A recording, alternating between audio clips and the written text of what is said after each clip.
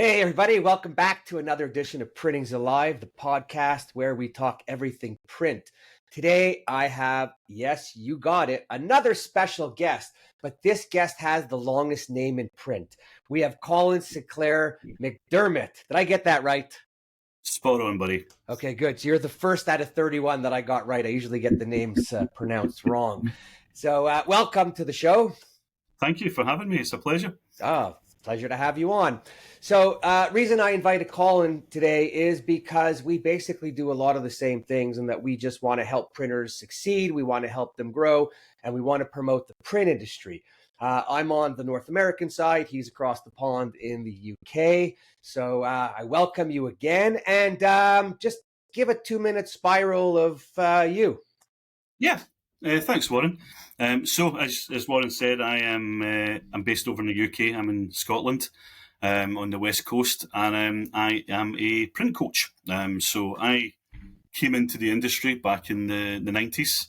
I've had experience running my own print companies, and just over 5 years ago, I decided to go down the coaching road. I kind of had an opportunity to kind of reinvent myself, and I touched on print coaching in a previous role within Simpress, and I loved it. I loved being able to use some of that experience that I built up over the years, good and bad, and go out and help other people. And here I am today, kind of working with companies right across all different sectors within the print industry, and it's the best job in the world. Cool. So, I'll agree that it's a pretty good job when it's good. But I think we both ended up in the position of doing what we're doing in the sense that we both had print operations, different type of operations. We endured for a while. And then we no longer had these operations. And we didn't have...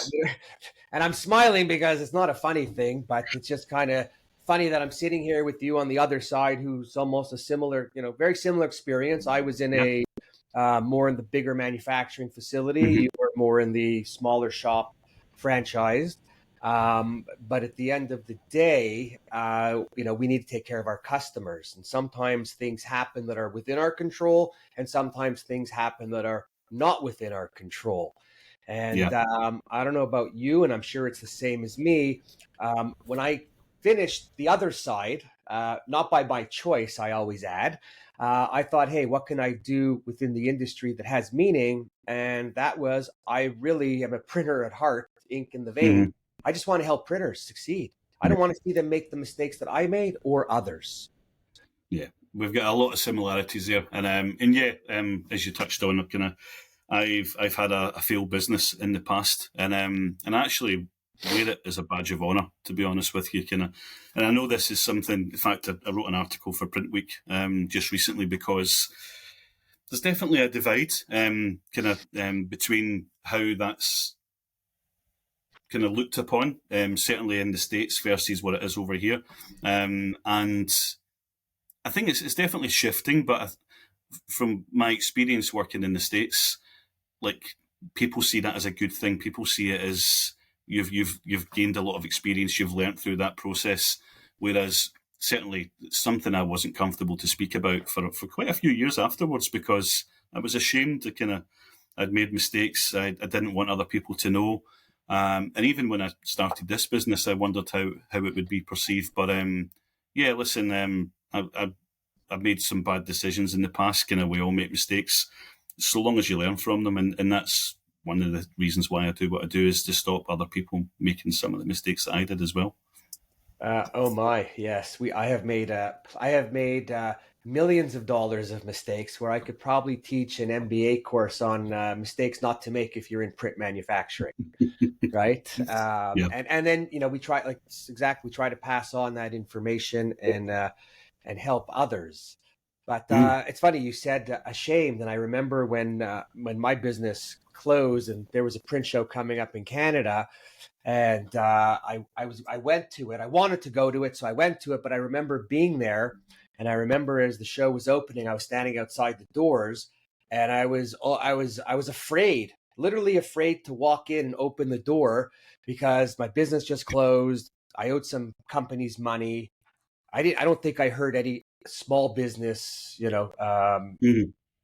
you owe the big guys money. And I just looked at the door and my heart was beating and I almost got into my car and went home. And then I just said, fuck it. And I opened the door and I walked in and I couldn't have been more excited and happier that I made that decision because everybody was just so kind and welcoming. And don't worry about it. And people have made bigger mistakes. And, don't think about, this was the key. They said to me, don't think about all the mistakes. Think about everything good that you do within the industry. You promote it all the time. You don't stop. Right. And that's what keeps me going. And then I see this back now. You're paying it back. Listen, I had a similar experience. I decided to start taking this business out into the print expos about 4 years ago, and I dreaded the very same thing. Like kind of before, and I had a stall at this thing as well. And sure as damn it, one of the first people to come on my stand was someone that I had kind of wasn't able to put things right the way that I wanted to. Kind of when I lost that first business, and I was worried about nothing. The guy couldn't have been nicer. He was like, and the one thing is like, because we all make mistakes, but if you do it with integrity, and that was the one thing that I had going for me was, even though I couldn't fix things to the extent that I wanted, I tried, and I kept kind of kept to promises as best as I could, and it turned out we actually had a really good conversation. I felt so much better for it. I'm sure he felt better for it as well. But integrity is a big thing. As long as you can hold your head up high and know that you've done your best, that's all you can ever ask for. Well, the industry kind of knows the people out there that are, for lack of better wording, that are out to just get what they can and screw who they can, doing what they do. But they also know and enjoy and work with those that are really working hard to make a good go of the industry, to keep things moving forward, to keep the momentum going. And those companies, and I think companies need to know that. Yeah. Because if you're a company out there working and you're marketing and you're promoting and you're doing, all your vendors around you will be there to support you. Yeah. Yeah. I'm a big believer in karma. I think if you put enough good out there, then things will come back and look after you as well. And I still see that week on week through my own work, through my clients. Like, sometimes you feel as if you're banging your head against a brick wall, and then all of a sudden something good happens. And it's because you've never given up, because you're still putting good stuff out into the world. And sometimes it just takes longer than others. Yeah, my forehead's a little soft over here from banging on those walls. But you know what? It's like you said, when you hit that one golden one, and not dollar-wise, golden one, in that you meet the person or peoples that you could work with that appreciate your experience, appreciate what you do, and then go and do something, and then they have some wins. Yeah, right? Exactly. I think one of the best things that I like is working with someone and then watching their success, or the start of their success, and success meaning that they're doing things and there's movement forward, because the people in the company always recognize what started, right? And I always say it starts at the top, not at the bottom. Yeah. And if the top is smiling, then you just get the movement momentum from everybody else in the company that buys in. It's like it's like if you're laughing and it's contagious, everybody laughs with you. Yeah, so it's that ripple effect that comes from the work that you do as well. It's interesting. I was on a coaching session last week, and small business. I've been working with this guy for probably about a year now, and his wife's now come into the business, so she was in on the call. Their little 3 or 4 year old girl was on the call. The wife's pregnant, so the Bambino number 2 was in the call as well. But he turned around and said something to me that really, really kind of hit hard, was that for the first time in about 10 years, he felt like he had a real business. And his wife then pipes up and says, kind of like the difference in him since he's been working with you. And it's that ripple effect that you're talking about. It's just when you start to see these results, that's what makes us feel good. That's why you and I do what we do, is to is to spread that print love and get people buying into kind of what we know is an amazing industry. Yeah, and you know what? I mean, I like all my customers. In case you're listening, I don't want you to think that I don't like you, but I really get a good kick out of working with the companies where the owners haven't built a network or aren't part of a peer group and are independent, but lonely and lonely Yeah. not in a bad way, lonely in a way that they need some help. And then you get to dive into the relationship if they're serious, and they tend to listen a little better. So, okay, now that I just said listen a little better, let's talk about not listening. So, what are some of the things that you see that printers are not doing that you find yourself suggesting to them over and over again? Yeah, I think the most obvious one that comes to mind is not marketing enough. They're not marketing enough. That's usually the problem. It's the one thing that always seems to get neglected when they get too busy. Like, for example, we had a discussion in one of my groups this week because we're already thinking about, okay, the good thing is there's been a little lull because we've had the summer holidays over here, but then it's going to be busy September, October, November. But then we know there's a quiet spell coming in December and January, typically. So I'm saying to them just now, when you're quiet right now, you need to be doing the marketing for what's going out in December and January to make sure that you're busy. And yeah, some will take that on board and embrace it. Others won't, and then they'll come back in December and say, "Oh, we're really quiet," and I wonder why. So it's making the use of those quiet spells, but actually just having a firm strategy. Like I think we're very guilty of, as an industry, of being more reactive than proactive. And I know you sing from the same hymn sheet as I do as well, but we can sit here all day and showcase kind of companies that are doing well and why they're doing well, but the big factor is time for a lot of people, and we have to first of all find a way to free up that time. Then we have to show them the strategies that they should be doing to market more effectively. Yeah, so I look at it a little differently.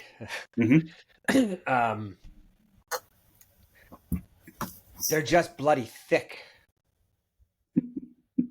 in the head, because what frustrates me more than anything is where we are today in the industry and why so many print companies that have been around for I'll go as little as 5 years, 10 years, 15 and 20 years plus, and why nothing is happening. I don't even have an answer, and I have to control my mouth because I want to scream and swear. Like, how stupid could companies be? First of all, when going gets tough and people decide they're going to cut off their marketing, that's the time you keep your marketing on. That's the time you keep it running. So all the others, right? So all the others that have turned it off, the companies in need still know that you exist. That's number one. Number two, how could a company not go out and build, start to build their brand? And in the old days, brands were Louis Vuitton, Gucci, Prada, Ferrari. Now brand has transformed down to any company with any product or any service, right?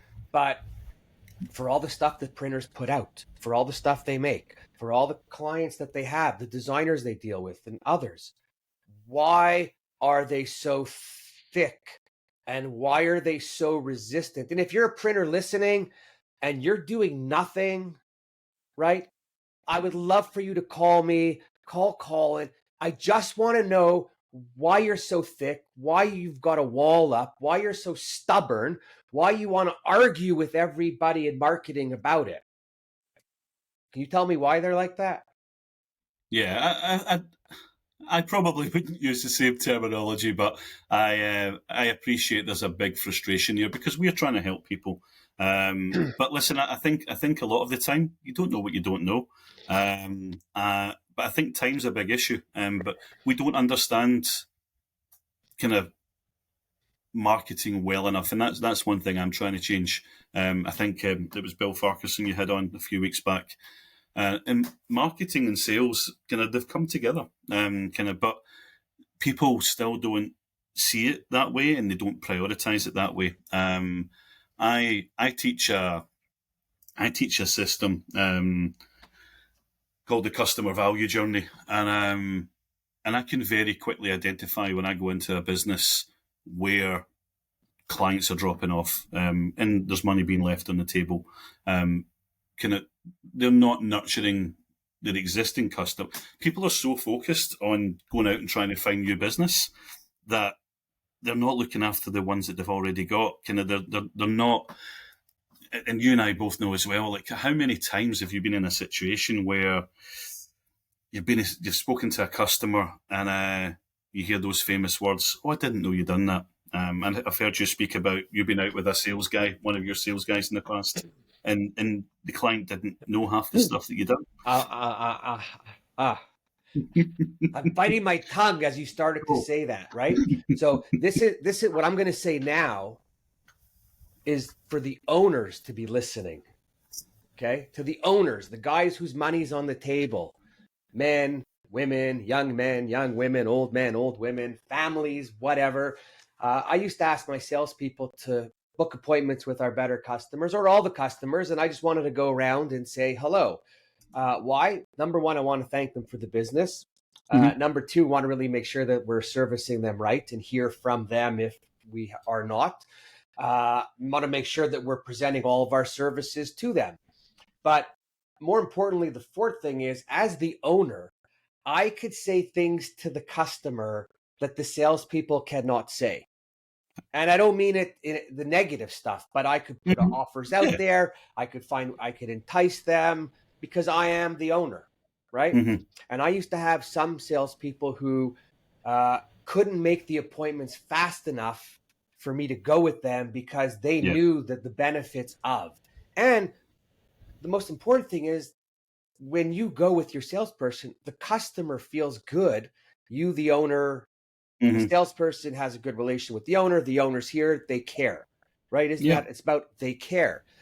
But the others wouldn't want to make the appointments and they would stall. And number one, I would say to them, if you don't make the appointment, I'm making it myself. I don't need you to be there because it's my account. I own the receivable. We do the work. So if you're an owner, remember, they're your accounts. You should know who they all are. And then we would go, and I knew right away why the salesperson didn't want me there, because they weren't selling our services. They were just doing what they were doing and nothing more. Right? Correct. So as the owner, two things, always 1, 2, 3, but two things. One, you want to go because you want the customer to know who you are and you want to know the customer. Because God forbid your salespeople should ever leave you. You pick up the phone right away and you can call them. No stalling. You call them. Because today, most companies don't follow print salespeople company to company. They've invested too much time, energy, and money in building the relationship with the manufacturing this person, right? And then you want to be able to just pick them up and run with it. And make sure they're being serviced. And also, it's a training aspect as well. Like, kind of, any salesperson should be delighted to have the business owner going out with them, because kind of they're typically further down the line. They'll have different approaches, and you can learn from each other. To be honest with you, because again, something I talk about frequently is you want to be employing salespeople who are better salespeople than you are, in an ideal world, so you don't have to worry about that. But if you do find yourself in that situation, like, you can learn from each other, but the clients respect it when the business owner comes out and spends time with them and tries to understand their business and maybe come at things from a different perspective. But every print company, when I start working with them, they're all leaving money on. I've never come across one business that isn't leaving money on the table. In fact, we had a client over in the States not so long ago, and we went through a survey, customer survey. We sent out to the top 100 clients, and asking those awkward questions sometimes, like, kind of, how much are they spending on print? How much are they giving to other suppliers? Are there any products that they wished you offered that you don't currently offer? Again, that usually kind of spits out a few things, and you'll think, well, we do that. Why did they not know we do this? We're not educating them well enough. But having these open conversations, and honestly, I promise you, you will always find opportunities in there. Not everyone will reply, but the ones that do, they're happy to tell you this information because they want to give you more business. But you might have to educate them better. You might have to sharpen your pencil, or sometimes just say, do you know what, that's not for me. But you will always find opportunities that you could be capitalizing on more. Yeah, that's so funny. We're like identical. So at my company, we've done the survey thing. Mm. It's not so easy to get people always to fill it in, but now with Yeah. the digital, the online, it's a little easier. But one thing that we used to have the salespeople do was new customers or regular customers annually go have that annual meeting with them. Yeah. And let's take a new customer. So new customer was, they had these questions. To the person they're sitting in front of. So can you tell me a little bit about you, your experience, your history, where did you work? Just to get to know who them. And then it was, okay, I have a few questions about the company. How much do you spend a year on print?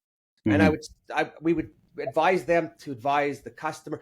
You don't have to answer any questions. You don't want to.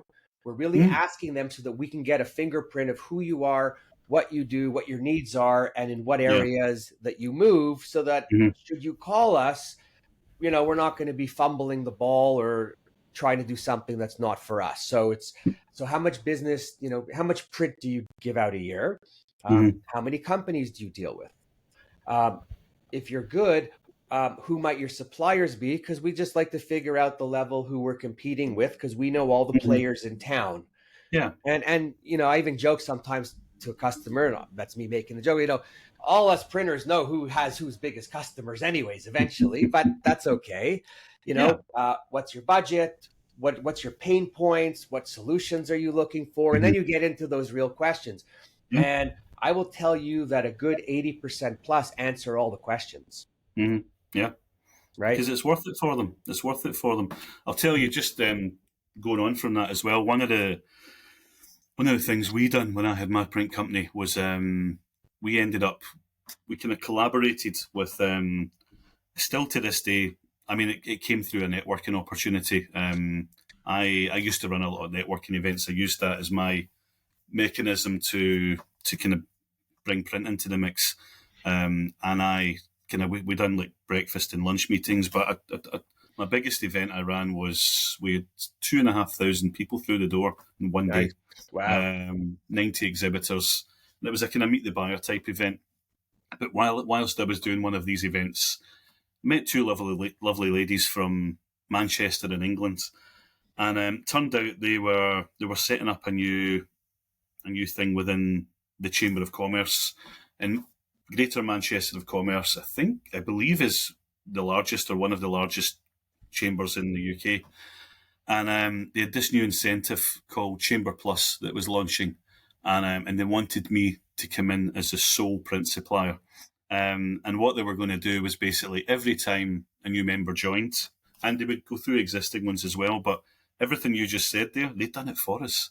So they basically done a full print audit on our behalf. Obviously, they got a kickback, but they handed me a list of all that company's previous year's invoices, full job specs, what can you do, what your magic. And honestly, 99% of the time we could offer savings, we could bring more value into the mix. And they were literally sending us, I think at one point we had about 5 new clients a day coming through. So for anyone listening, if you can set up any collaborations with, think about other people who service the same types of customers as you want to go after. If you can build collaborations like that, it's goldmine. Oh, so on that note, if for other people listening, one of the biggest things that happens is print salespeople become complacent with their clients, right? And they just take the orders, but they forget about offering up suggestions. They forget about meeting with them. They forget about reviewing. And I had one client actually after my print company that I was selling some print for, because I'll still sell you print if you if you have a project and you want to work on it, I'm the guy. If you want a price because you're going out for competitive pricing, I'm not the guy. Mm-hmm. Right. But I had this one person who called me in. I went in and I said, you're going to have to give me how you've been buying, your orders, what you buy, so I could see and I could look at it, and I got a handle on it. And I was able to save them 30%, give or take a few points. Not for any other reason than they were good enough to give me the information, which most customers fight you on because they think that you're going to do something with it that you shouldn't. But because they gave it to me, I was able to look at it. I looked at all the product. I was able to think about it for a moment. I was able to come up with some ideas on how they should run it or produce it because of how they ordered the quantities before. And that's how I saved them 30%. I didn't do anything. I changed one size, maybe 3/8 of an inch or something on a large something to shrink it. But I didn't do anything other than that, than to group up some runnings, work on some fulfillment, work on some inventory warehousing for 60 or 90 days at a time, no more. And boom. And I almost got screwed. Eventually I did, but I almost got screwed at the beginning in that the print buyer didn't like the fact that I was working with the owner, right? He went and gave my best price to the other printer, who then came back and said I could match it. And in a meeting, I was literally going to lose it to the incumbent guy.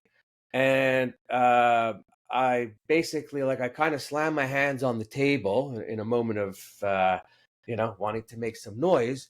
And I said, you know what? That is completely unprofessional. That is completely unacceptable. That guy has been here for 5 years and had every opportunity in the book to do something, and he's done nothing for you. So you know what?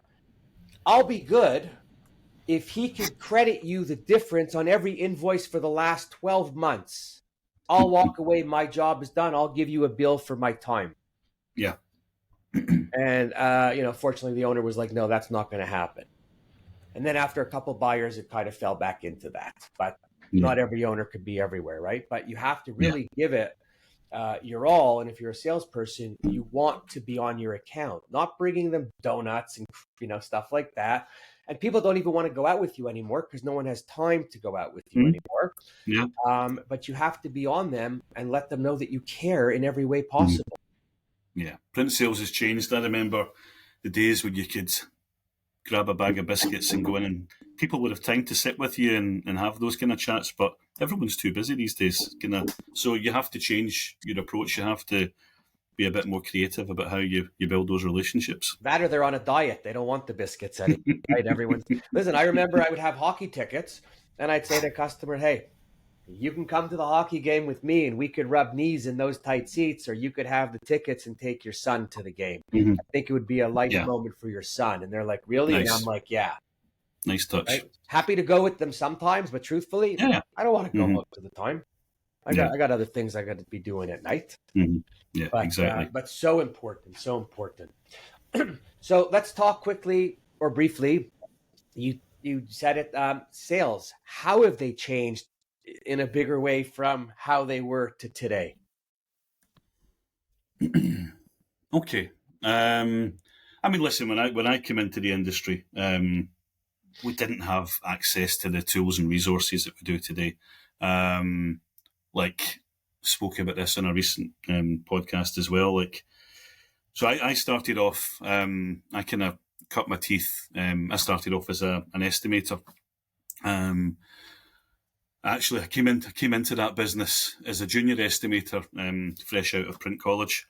And within 3 months, the guy who was my boss was headhunted to a label printers across the city. And within 3 months, I was running the estimating department by myself, which was a real good baptism of fire. But I kind of worked in estimating, moved into production, and then back in those days, you've seen all the sales guys driving about in big fancy Mercedes and BMWs and Audis, and I kind of wanted a bit of that action. But back in those days, you get handed a yellow pages, a list of the clients you weren't allowed to go service, and just go win some business.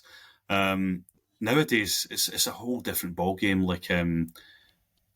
and it's so much easier to, like, we've got LinkedIn, like you can literally go on and message the CEO of any business you want, literally kind of like that with an email. You can do some deep dive research using AI to understand, like, I mean, we looked at something recently where you can go in and actually pretty much get a full in-depth report on what that company's doing marketing-wise, understand what they're spending on print. Obviously, try and understand that buying persona, the customer avatar, as I call it, kind of so that we've been around long enough to kind of know what the usual kind of pain points are, what the key purchase drivers are, but you can use AI to even craft a bloody sales letter these days. Like, kind of, obviously, you've got to be careful. I know you do the same as well, but kind of, you can use it for creating ideas, and then obviously you put your own spin on it. But we didn't have anything like that. Everything now can be done 10 times faster than what it was back then. But the expectation levels are 10 times higher as well, and that it's still a challenging world. But yeah, I think it's easier if you know what you're doing. But there's a lot of people not bringing themselves up to speed with what the technology can do for you these days, and I think those people are going to get left behind. Yeah, so I said this before. So I remember going to a company where there was many salespeople, and before I went there, I went onto LinkedIn, and this is a few years after COVID, and I looked up all the salespeople because I'm trying to think about what I'm going to talk about, how I'm going to say things, and I start going to all their LinkedIn's, and the majority of them don't even have an email address in their contact, right? Yeah. I'm losing my mind as I'm sitting there. They have a Gmail. Anyway, Yeah. I get to the company, and the CEO sitting there and all the people sitting there, and I'm standing up there, and I go, well, you guys have me come here. You want me to talk about some sales? I said, but I don't think any of yous are ready. Mm-hmm. I said, what do you do today when you go see a customer? You go to the website, you go look up LinkedIn, you try to find out as much as you can about them. I said, what do you think they do when you reach out to them or send them something or want to work with them? They go out to look at your company and look at you. Yeah. I said, and when I look at all your LinkedIn pages, I wouldn't work with any of you, or I'm not enticed to want to call any of Yeah. you. Mm-hmm. Not that you're all not Yeah. nice people. And Yeah. I even did a couple examples just using AI at the time when AI just came out like 2.5 years ago. And I just did a couple changes up on their abouts. I said, I took your about, I changed it, put it in, I prompted it to change it up, and look how good it is. I said, and we talk about the buyers being younger, but you're not doing anything to appeal to them. Why? Why are people so stubborn?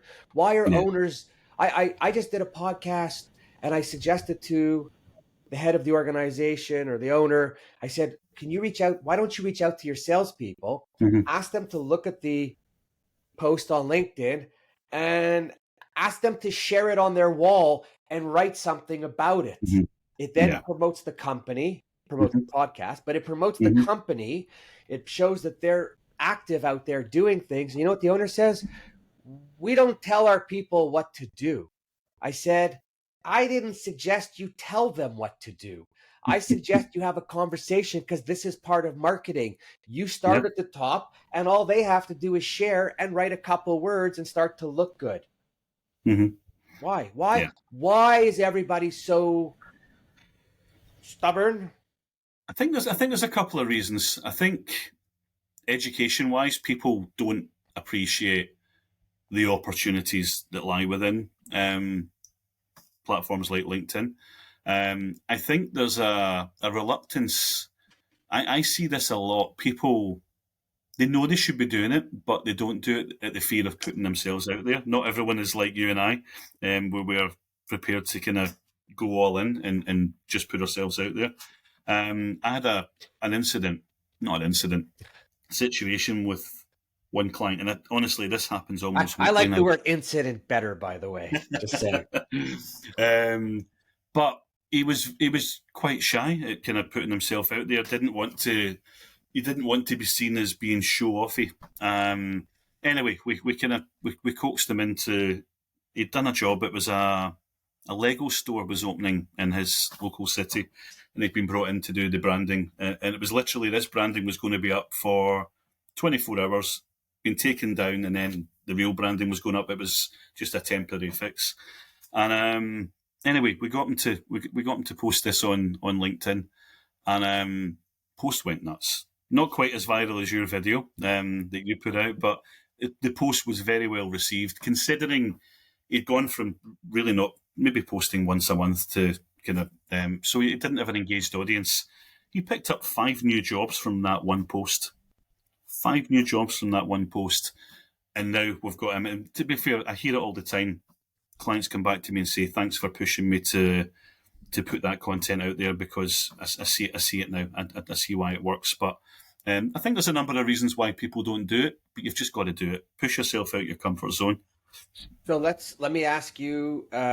Let's go away from the electronic world, right? Very quickly, Warren, I need to jump in because I don't want your audience thinking anything, but I've got a very itchy nose, and I have to state this because I don't want people thinking I've got any bad habits. Far from it. So I want to be able to continue rubbing my nose if it gets itchy, but I don't want anyone thinking there's nothing, there's no residue, so don't worry. Really not, but I just wanted to for the record. So, anyway, carry on. Sorry, I'll make sure that we don't edit that out, right?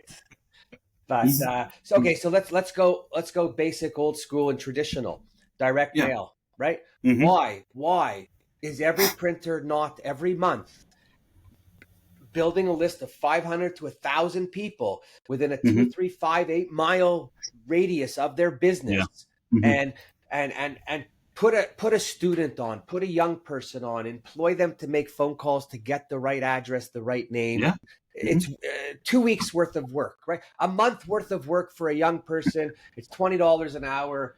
It's 40 hours. It's cost you $6,400 to have a person sit there. And I'm just making that up because it could be a lot less.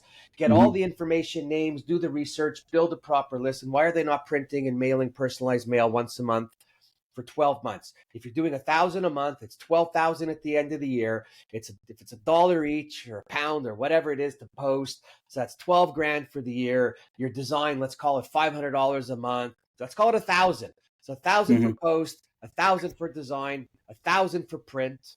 That's $36,000 a year. 1,000 people every month, but they're playing around with salespeople who might call 10 people a month, and they're paying them $60,000 a year. Yeah. Why are they not doing that, building the leads? Then they feed the salespeople with legitimate leads. And even if they do nothing, I think, what are we going to say from direct mail? They're going to get a 2-3% return just from people calling. Maybe all the people who call Staples and all those department stores to order print because they don't know where to go for print. Why? Why do printers not do that? No, I think it's something we're very bad at. And of course, it's the lifeblood of kind of what we're all about. And we expect everyone else to come to us for their direct mail, but we don't do enough of it ourselves. I'm actually working with a direct mail consultant just now, and I think you've hit the nail on the head there. I think the big problem is, I think if we had better data, people would do it. But you've got to invest in that. Okay, listen. I got to stop you. Stop with the data and stop with the bullshit. Let's go back to no data. 1,000 names a month mailed by the company. You don't need data to know that it's the cheapest way to reach people. Personalized. We know this about personalized. Yeah. Everybody opens up every mail that has their name on it. We also know that every person that gets mail with their name on it, even if they're going to throw it out, it takes a couple of days to throw it out because you leave it sit there because you don't want to throw yourself in the trash. So forget data. Why are people so stubborn? But they're okay. This is it. They're okay if their salesperson has a plan to go out and call 6 new people a day times 5 people, that's 30, times 4 weeks is 120. And if they're lucky, that's 1,200 at the end of the year.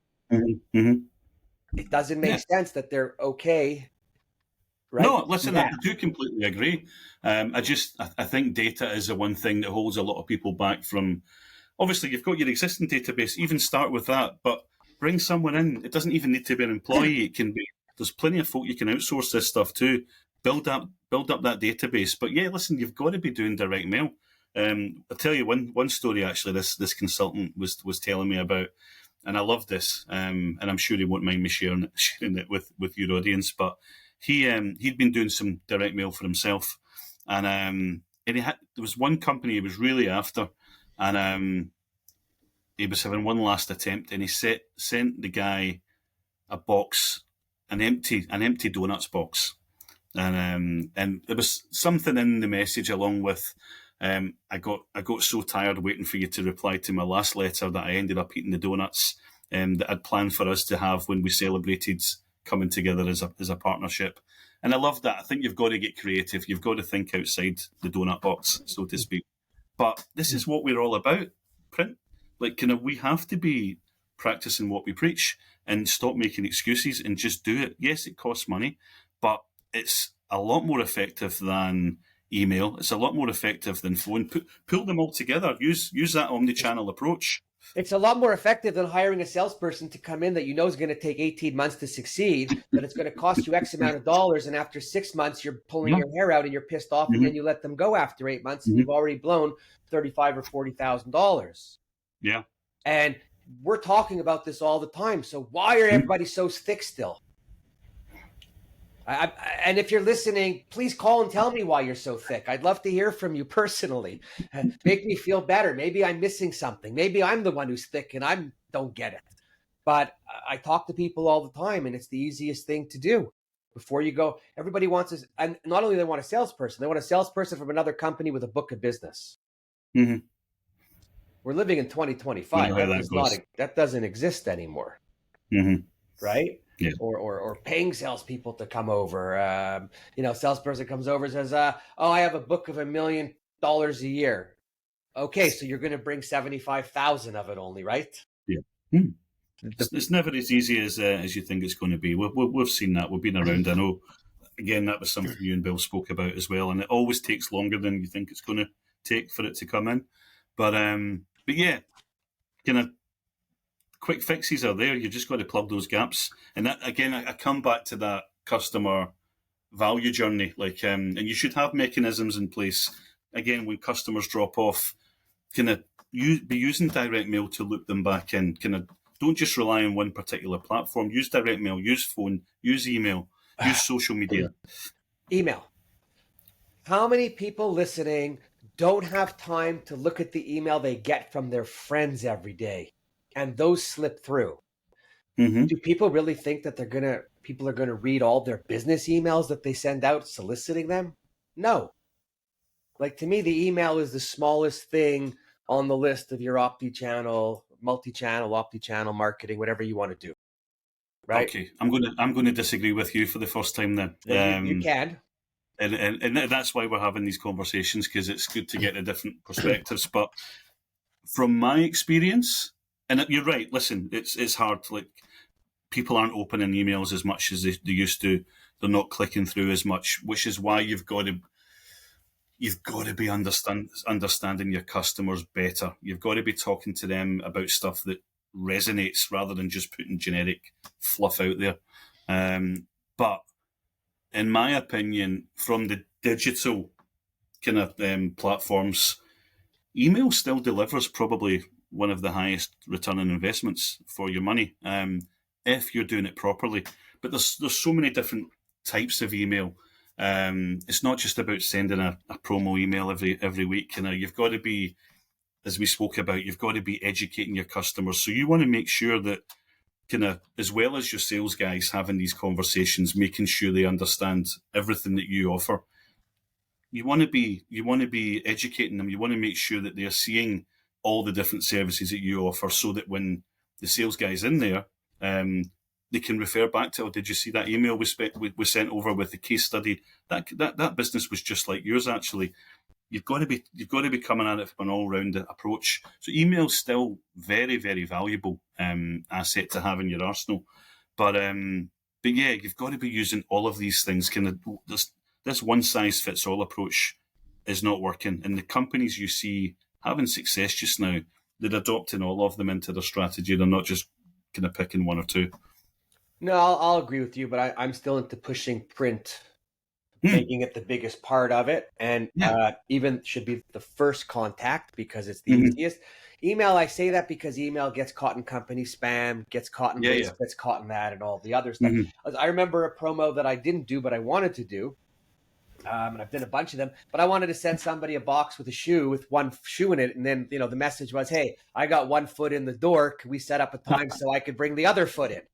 Love it. Right. Love And it. maybe give them a pair of Nikes or something. But we sent out a card that was printed using scented ink that smelled like chocolate. And the card was, here's your box of chocolate. We're going with it. Everybody's watching what they eat these days. And we didn't want to, we didn't want to help you, whatever the message, blow up. And it was just letting them know. And we did mailings like that to show different things that we did. Yeah. Right. And then you just always got to keep it going. But I'm kind of just always, wow.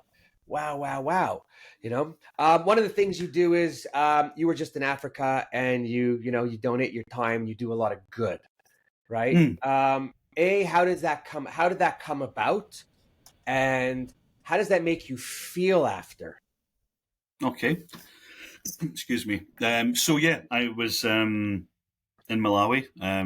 So my wife lives there just now. So for the last 2 years, we've kind of been living apart. Give a little bit of background and substance to it there. So my wife she's a vet.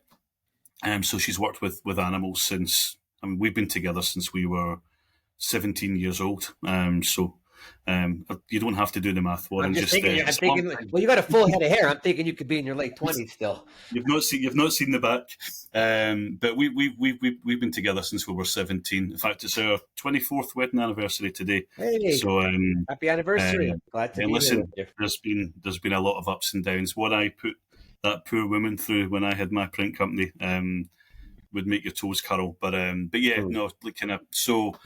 And the way I look at it, actually, so for years she supported my goals and my ambitions, and I put her through a lot of crap, to be honest. She had the opportunity, so she went back to university several years ago now, and done a master's in One Health medicine, and jobs for that don't really exist here in the UK. You've got to be kind of places like Africa, Asia, South America. And an opportunity came up for her to basically, she applied for the job as a mission rabies country director for Malawi, and she got the job, which was just amazing. But the downside is it's based in Blantyre, Malawi. So she's been out there. It was a 2-year contract, which started 2 years ago in October. So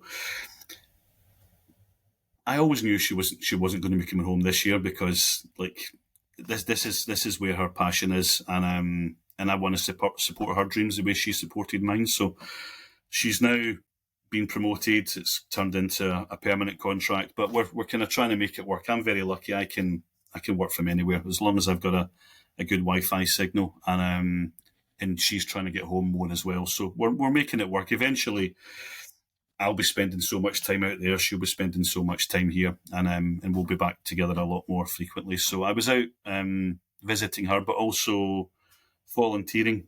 So I was working the whole time I was there. We went up to Lake Malawi, and we were working on a vaccination campaign. So we were in about all the local villages, which was quite a humbling experience. Vaccinating, we basically vaccinated 3,000, just over 3,000 dogs and about 400 cats in a week, which was no means. And again, we went into some areas, kind of some areas you go into are heavily populated, others not so much, and but you get to see how this is like stuff you see on the TV. It's like people living in mud huts Real and life. things like this, and real life stuff, and they've literally got nothing. They've literally got nothing, and they were so happy to see us, so welcoming. All the kids, just made the whole experience. Like at one point, we had a whole primary school, and they don't just follow you around for 5 minutes. They were with us for hours, and they were pointing us in the right directions of what houses to go to for which had dogs and things. Some people bringing goats and chickens and everything to get vaccinated, but But yeah, it was amazing. It's not the first time I've done this. I've done projects like this before, with the same organisation that my wife now works for, and yeah, it's funny, we don't typically go holidays anymore the way that we used to, because we've tried it. Like we went to Vietnam actually for her 40th, and we backpacked from I went to say Saigon, Ho Chi Minh, up to Ha Long Bay at the top. Oh, I did the same thing. Yeah. We we got bored, like, because we're so used to doing volunteer trips when we have time out. We kind of, I think the thing I like about it is you instill yourself in local life. Like we used to run a charity in Nepal, which I know you've been to in the past, and like we spent a lot of time in, you'll be familiar with areas like Chitwan and Pokhara, and we don't live like tourists. We're over there living with the locals. We eat what the locals eat. We go where the locals go, and it's just a whole different experience. And yeah, kind of, we've done that in Nepal, India, Thailand. And how amazing are these people with so little that they have in life? They're the happiest. Right? Honestly, they're the happiest. They don't want for anything. And I, you know, I just get goosebumps when I think back to, you know. Mate, I tell you, one of my jobs, there was one day where we got a heads up. They'd found a rabid dog in this village, and so kind of basically the emergency team comes in, which one was my wife, and we go locate where this dog is, and the signs weren't obvious, to be honest with you, but so many kids there, all surrounding the dog. And listen, you don't want this dog to go in a spree of biting people. It happened, I think they had an incident not so long ago where they were trying to catch the dog with a net, and the dog escaped, and I think it bit something like 40 odd people. And of course, you've then got all the protocols that kick in. You've got to get people treatment. Kind of, some people, they don't have the money to get to the hospital. Like, I mean, all these other things kind of come into play. So it's quite a serious situation. And we turned up at this village, and there must have been about 100 kids. So we're trying to kind of keep them back from my wife and her colleagues, so they can go in. They have to catch the dog. Sadly, they have to euthanize it. And then we have to test it to make sure that it was definitely a rabid dog. And in this case, it was rabid. It was only showing very early signs. But when you're in the villages and you're seeing the impact, and I think something like 40% of rabies bites are kids because of the height they're at. And it's tragic. Like, I hear it kind of through my wife kind of regularly, but they're out there, they're doing this amazing work, and they're reducing the amount of people that this can affect. But when you see the people in the villages, and like, you know, like, I think I watched a video last week, and like, if we hadn't caught that dog, you could pretty almost certainly say that at least 4 or 5 of these kids are going to be dead by the end of the year, because that dog will get more aggressive, and it will do harm. So you're in there doing good, and it makes you feel like you're contributing, kind of. And it's different. Like what we do, we're contributing, we're doing our thing for the print industry, and we're hoping we can share that knowledge and experience, and save people going through the mistakes that we did, as you said. But this is a whole different level. This is like, kind of, you're playing a part in actually saving people's lives. So it's something I try and do frequently. I'll be back out there again, certainly for the same campaign. We'll do the same area next year, but I want to do. I've done stuff like this in India, Nepal, and the people are just amazing, and it's always just makes sure you come home, and we don't appreciate what we've got. Like, even just like, if people appreciated more of what they had, they wouldn't talk the way they talk. Yeah, 100%. And just little things, like even the food options we have available here. Like, I'm watching these ladies, kind of young girls, like walking miles with like 10 litres of water in their head, like to kind of come back and cook with and wash up with and things like that. Like like we just turn on a tap and it's there. Like just little things that we take. And we let it run while we brush our teeth. We don't stop it. Like to conserve the water, there's 100 cups that could have been poured while we're brushing. Yeah. It's that's why I brush my teeth in the shower. By the way, I get a lot of things done at once. I love it. But it's these little things, and you just think, God, like everyone should experience this. We have the kind of Avinga's girlfriends came out this time to volunteer, and I know they've gone back home to Scotland changed, because it does. I think everyone needs to kind of do something like this at some point in their life, just to experience it and to see how other people are and how grateful we should be for the opportunities we have. And listen, I've always been involved in different types of charities and volunteering, and either volunteering time or volunteering some money, or even at our, as a company, I was never big in Christmas gifts, because you go spend, not that I want to be humbug, but you're going to spend $20, $30, $40 on a gift. You're going to buy 100, 200 gifts to give out to customers for what? Like, what are they getting, and what are they going to do with it? And usually most of the time it's not anything meaningful. We used to donate money to the Juvenile Diabetes Foundation. We would donate money at Christmas to the Children's Hospital for the dog program, to bring dogs in, or for the diabetic pump, or whatever it is. It's something that makes a difference and more meaningful. And one year we did the diabetic pump at the Children's Hospital. We asked the hospital if we could have a picture of a child to put on the card, and we had to get permission from the parent and all of that. And I kid you not, we did the mailing out.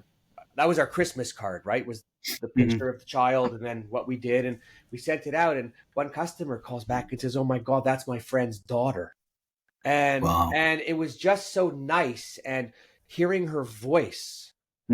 Like what we did there couldn't have been anything more meaningful that we could have done for her in doing this.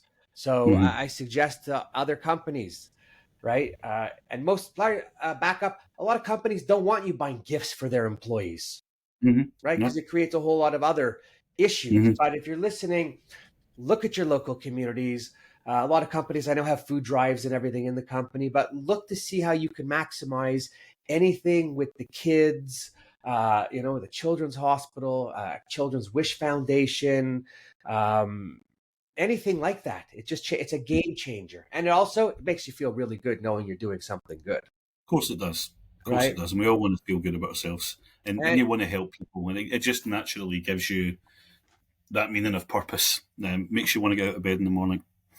Exactly. So, oh my God, I can't believe the time has been flying.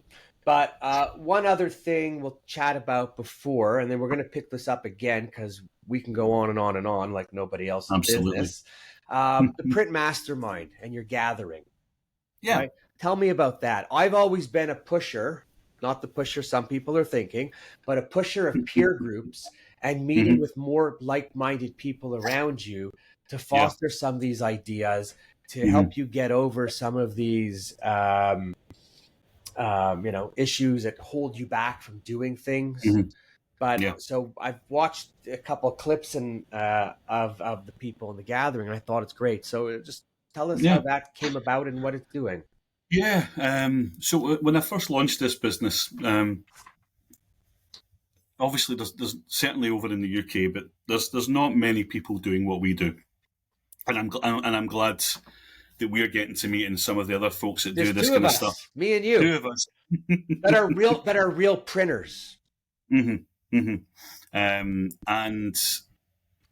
the coaching slots filled up very quickly. Like I was at capacity. And I was I try not to take on too much because I want to make sure that the clients I am working with, I'm turning up for, and I'm there for them. And I started realizing that actually I was taking on too many, and I wasn't giving them the service that I wanted to give them. I wanted to be available for them, not just on the sessions, but between the sessions. So then the idea, I've been involved in mastermind groups and things in the past. In fact, one in particular, I joined one called The Boardroom, and it was a tough one, to be honest with you. I went in, it wasn't industry specific. So there was me, there was a solicitor, an accountant, Kind of, there was a lot of kind of professionals around the table, and I felt quite out of my depth. And the first time you sit down as a group, and it's a half day every month at this point for a year. So I had to sit with my business plan. I was planning on franchising at the time, bringing production in house, and they tore my business plan to shreds. I was absolutely devastated. I put so much time and effort into it, and I went home and I thought, bugger this, I'm not going back. That was just a waste of time. And I was in the house, poured a drink, spoke to my wife and told her what happened, and she went, "It can't all be wrong." And I was like, "You're right. You're absolutely right." So I went back the following month, and the relationships I went on to build that 12 months were phenomenal. I surprised myself by how much I was able to contribute to other people as well. And it was phenomenal. And that was my first taste of kind of what a mastermind group could do. And it got me to the point where we brought production in-house, we franchised the business, and I couldn't have done it without those other people around the room. So when I hit capacity, it was like, okay, how can we reach more people? And I won't lie, it's been a slog. I think the situation around COVID and people being more receptive to doing stuff online has helped. The second challenge was then bringing essentially competitors into an environment where they're going to be sharing stuff with other competitors.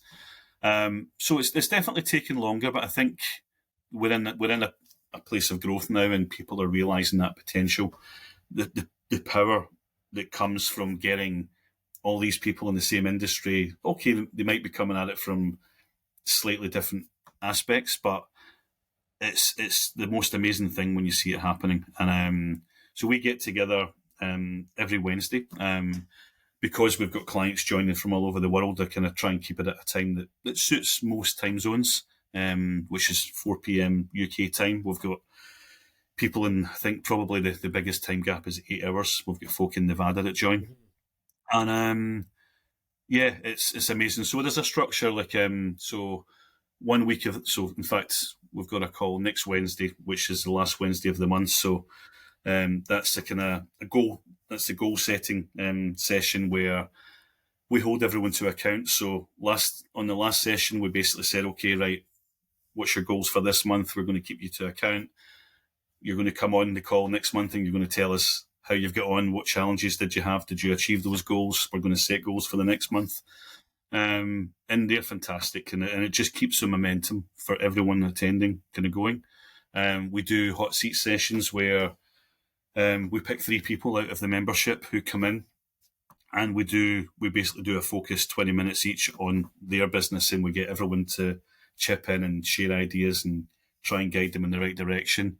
We do a monthly Q&A where everyone brings either a short snippet kind of challenge that they're having that they want quick feedback on. And if they don't come with that, they have to bring something they've done in the business that month that has been successful for them, that they can share with everyone else. So either way, there's golden nuggets coming out of this.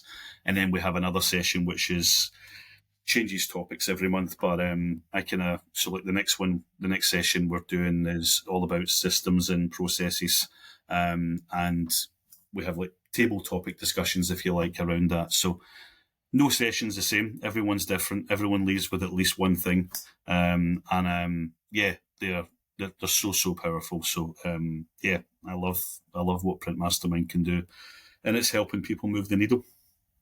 Oh no, I love it. And if I could say or suggest or mention one thing to print owners, when you're also worried about being in a room with competitors, they're not really your competitors. My experience over all these years is most of the people I've sat with could have been the same size, could have been a different size, but no one's really competing with you. You're all doing different things. So put down the wall. Don't be so paranoid. The other thing is, we used to do some things that I thought were proprietary, and some people would say to me, "Why are you letting people in the shop?" And I'd say, because they could see what we're doing. They're still not going to be able to do it. Yeah, exactly. And let them try if they want, and let them waste their money. It's okay with me. Like I Yeah. just didn't have that paranoia fear. And I'm not telling anyone don't protect what you do, but don't get overprotective where it holds you back. No. Right? It's funny.